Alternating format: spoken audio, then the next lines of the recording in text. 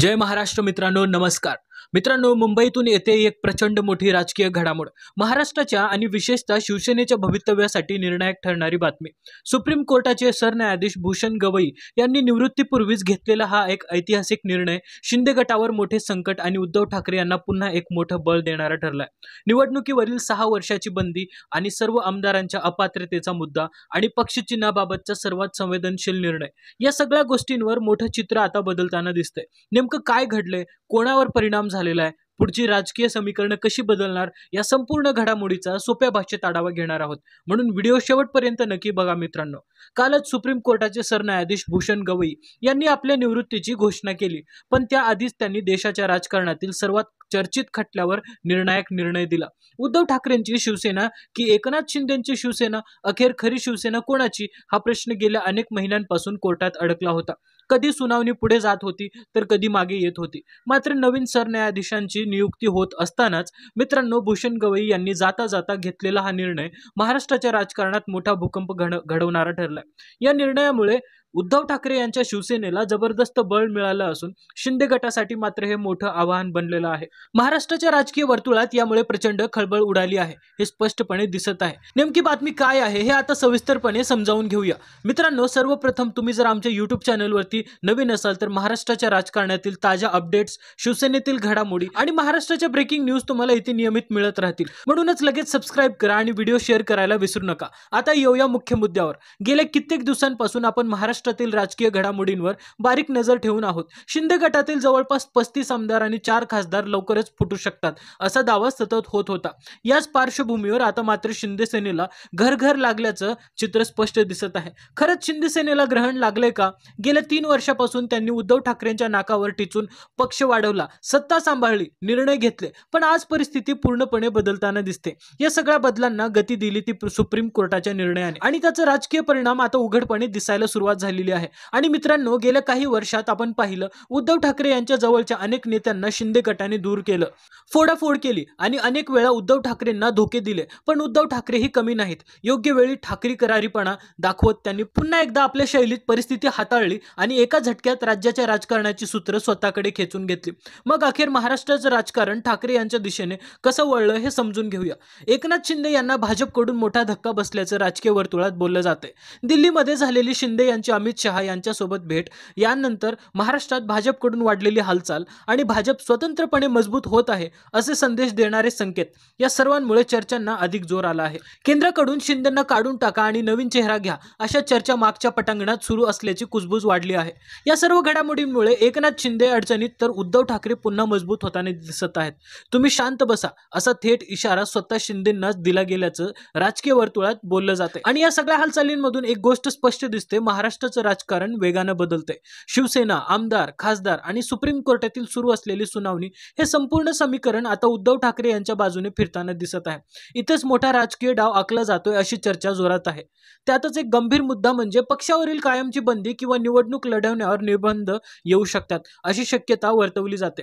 आणि जर असं झालं तर शिंदे गटातील आमदार, खासदारांनी पुढे नेमका कोणता मार्ग निवडणार हा मोठा प्रश्न उभा राहतो. या सगळ्या घडामोडींना पाहता उद्धव ठाकरे यांनी पुन्हा एकदा राज्याचं संपूर्ण राजकीय चित्र हातात घेण्याचा निर्धार केला आहे. नेमकी बातमी काय आहे, कोणते आमदार यात आहेत आणि आतापर्यंत नेमकं काय घडलंय हे समजून घेण्यासाठी सुरुवात आपल्याला त्या मोठ्या उघडकीसापासून करावी लागेल. सामनामध्ये करण्यात आलेला दावा आहे की शिंदे गटातील तब्बल 35 आमदार आणि साधारण 4 खासदार घेऊन एक मोठा नेता लवकरच शिंदेंना सोडून जाण्याच्या तयारीत असल्याची माहिती सामन्यातून समोर आलेली आहे. यामुळे शिंदे गटामध्ये मोठी हालचाल तर उद्धव ठाकरेंच्या बाजूने हवा फिरू लागल्याचं स्पष्ट होतंय. आणि मित्रांनो, सामन्यातून केलेल्या दाव्याला आता मोठी पुष्टी मिळणार असल्याचं जवळजवळ निश्चित दिसतंय. उदय सामंत, शिंदे गटाचे महत्त्वाचे नेते, हे सध्या एकनाथ शिंदेंवर नाराज असल्याच्या बातम्या आपण प्रसार माध्यमांमध्ये पाहत आहोत. यावर कालच शिवसेनेच्या अश्विनी अंधळे यांनी मोठं वक्तव्य केलं की स्पष्ट सांगितले की उदय सामंत हे शिंदे गट सोडण्याच्या तयारीत होते आणि त्यांचा निर्णय काही दिवसांमध्ये येणं निश्चित आहे. याचबरोबर अंदाज असा आहे की 35 आमदार आणि 4 खासदार या मोठ्या गटासह भाजपा स्वतःचा प्लॅन राबवण्यासाठी सज्ज आहे. हा प्लॅन फेल होणार नाही तर यशस्वी होणार असं ही चर्चा आहे. यामुळे पुढील काही दिवस राजकीय दृष्ट्या अतिशय महत्त्वाचे असणार आहेत. कोणते आमदार जाणार, कोणते खासदार शिंदे गट सोडण्याच्या विचारात आहेत, या सर्वांची संपूर्ण यादी कधीही समोर येऊ शकते आणि ती माहिती सुद्धा आपण तुम्हाला पुढच्या अपडेटमध्ये सांगणार आहोत. महाराष्ट्राच्या राजकीय वातावरणात कालच एक मोठा टप्पा गाठला आहे. 23 नोव्हेंबर रोजी सुप्रीम कोर्टाचे सरन्यायाधीश भूषण गवई निवृत्त झाले आणि त्यांनी आपला पदभार सोडला.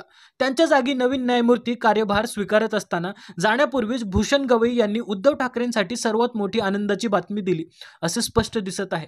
उद्धव ठाकरेंसमोर महत्त्वाच्या खटल्याचा जजमेंट ठेवत त्यांनी दिलेल्या निरीक्षणांमुळे उद्धव ठाकरे यांच्या शिवसेनेलाच कायदेशीर वजन अधिक आहे असा ठाम संदेश अप्रत्यक्षपणे झळकला. त्यातून पुन्हा एकदा स्पष्ट होते की शिंदे गटाच्या तुलनेत उद्धव ठाकरे यांची शिवसेना कोर्टातही अधिक मजबूत भूमिका बजावत आहे. यामुळे राजकीय समीकरण पटकन बदलू लागले आहे. शिंदे गटाचा खेळ आता काही महिन्यांचा उरलेला आहे. एकनाथ शिंदे यांची शिवसेना संपुष्टात येण्याची शक्यता आहे आणि ठाकरे गटाची शिवसेना अधिकृतपणे राहण्याची चर्चा आहे. ही सगळी गणितं उद्धव ठाकरे यांच्या बाजूने झुकताना दिसत आहेत. याचबरोबर भाजप देखील या बदलत्या समीकरणाकडे पॉझिटिव्ह आणि रणनीतिक दृष्टिकोनातून पाहत असल्याची राजकीय कुजबूज वाढली आहे. राजकारणात आता मोठा वळण येणार हे निश्चित आहे. सुप्रीम कोर्टाचे सरन्यायाधीश भूषण गवई यांनी रिटायरमेंटपूर्वी घेतलेले काही महत्त्वाचे निर्णय महाराष्ट्राच्या राजकारणावर थेट परिणाम करणारे ठरत आहेत.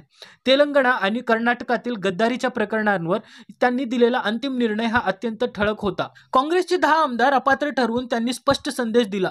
पक्षाशी बेईमानी केली तर अपात्रता अनिवार्य आहे. या सुनावणीत त्यांनी तिथल्या विधानसभा अध्यक्षांनाही फटकारलं आणि लगेच कारवाई करण्याचे आदेश दिले. या पार्श्वभूमीवर महाराष्ट्रातील शिंदे बंडाकडे आता देशभरात पुन्हा लक्ष वेधलेलं आहे. कारण समीकरण अगदी तसंच आहे. एकनाथ शिंदेंनी बंड केलं तेव्हा फक्त 16 आमदार सुरुवातीला त्यांच्यासोबत गेले होते. उर्वरित आमदार 24 तासांनी जाऊन सामील झाले.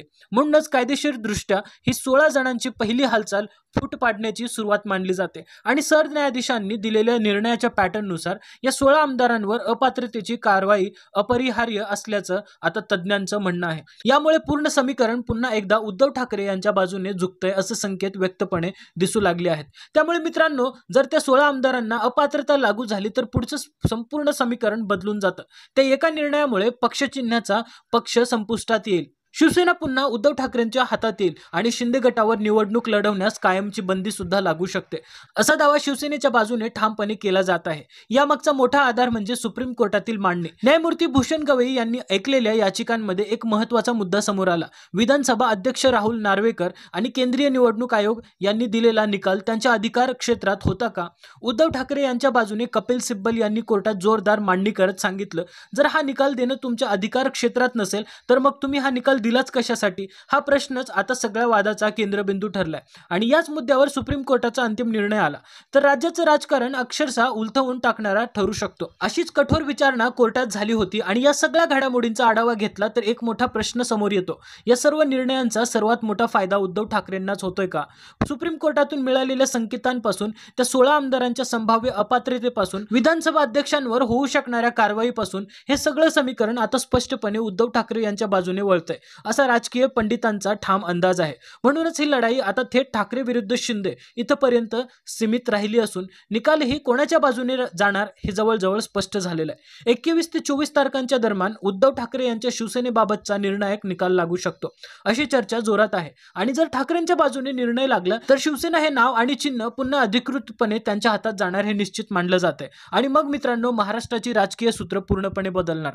हे परिणाम टाळता येणार नाही. शिवसेनेच्या विजयाने राज्याचं राजकारण एका नव्या टप्प्यात प्रवेश करेल हे आता नक्की आहे. आणि मित्रांनो, जर हा निर्णय उद्धव ठाकरे यांच्या बाजूने लागला तर ठाकरेंचा आवाज पुन्हा एकदा राज्यातल्या कानाकोपऱ्यापर्यंत पोहोचणार हे निश्चित आहे. शिवसेना कोणाच्या हातात राहणार? या सर्वात मोठ्या राजकीय शर्यतीत उद्धव ठाकरे आघाडीवर असल्याचं चित्र आता अधिक स्पष्ट होत चाललंय. सुप्रीम कोर्टाचे सरन्यायाधीश जर ठाकरेंच्या बाजूने निकाल देतात तर राज्याच्या राजकारणात जबरदस्त खळबळ उडणार हेही तितकंच खरं आहे. आपणाला काय वाटतं? उद्धव ठाकरे पुन्हा एकदा विजयी होतील का? आपल्या प्रतिक्रिया नक्की कमेंट करून कळवा. राज्यात नवं राजकीय समीकरण तयार होते आणि त्याचा निकाल अगदी जवळ आलाय. मित्रांनो, चॅनलवरती नवीन असाल तर सबस्क्राईब नक्की करा. भेटूया पुढच्या व्हिडिओमध्ये. तोपर्यंत जय हिंद, जय महाराष्ट्र.